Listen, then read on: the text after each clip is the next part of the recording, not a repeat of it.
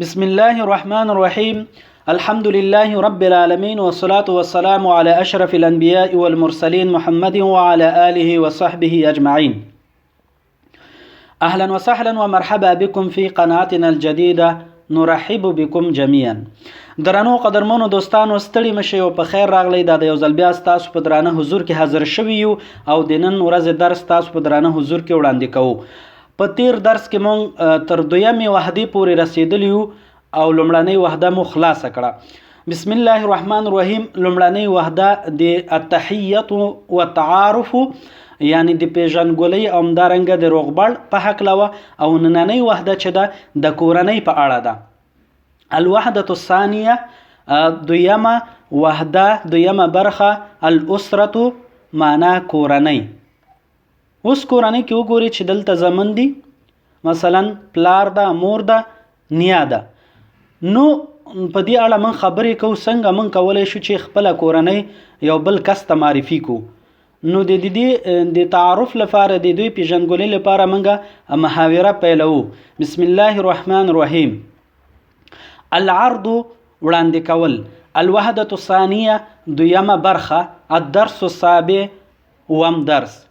الحوار الاول لومړنی حوار لومړنی محاوره. انظر وګوره واستمع غوږ ونیسه واعد تکرار کړه. الحوار بین علي و عمار.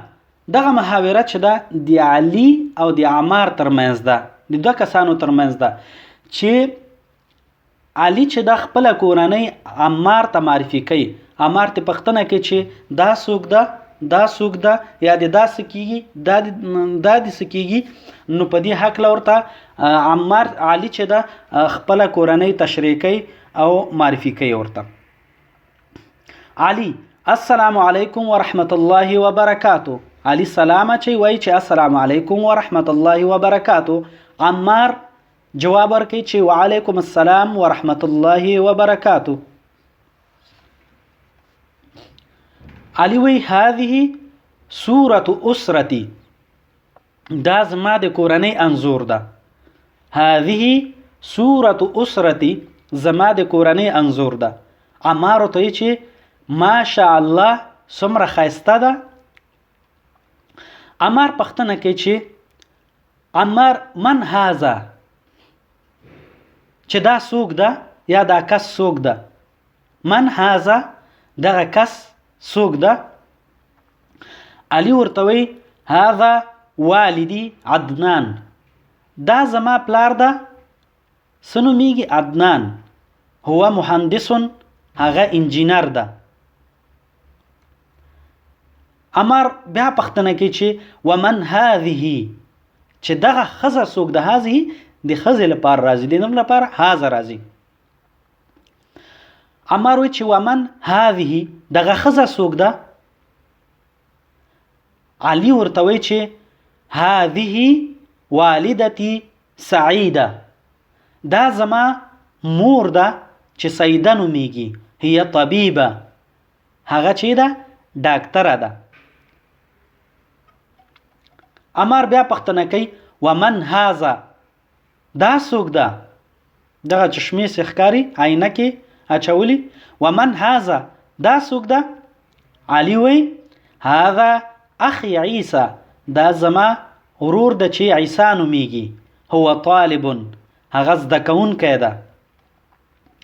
عمار بیا پوښتنه کوي چې ومن هذه دغه جلۍ څوک ده.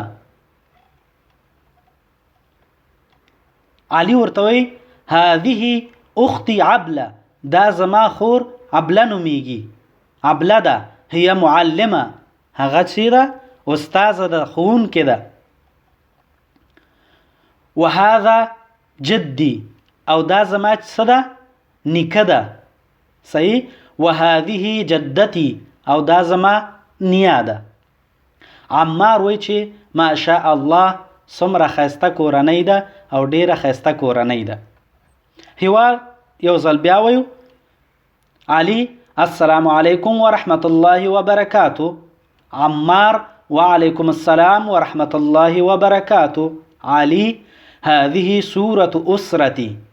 هذه صورة أسرتي. عمار ما شاء الله. عمار: من هذا؟ علي: هذا والدي عدنان، هو مهندس. عمار: ومن هذه؟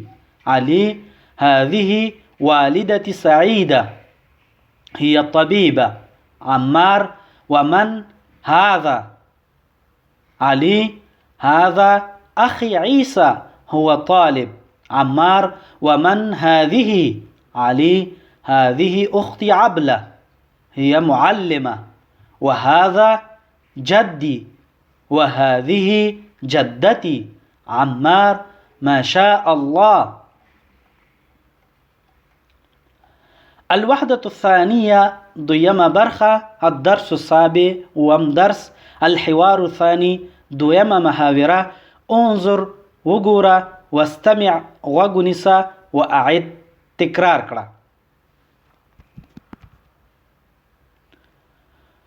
لومړنی درس د نن ورځې درس تم دغه ځای پورې بس ده انشاءالله. انشاءالله په را روانه ورځ کې به انشاءالله په آینده ورځ کې به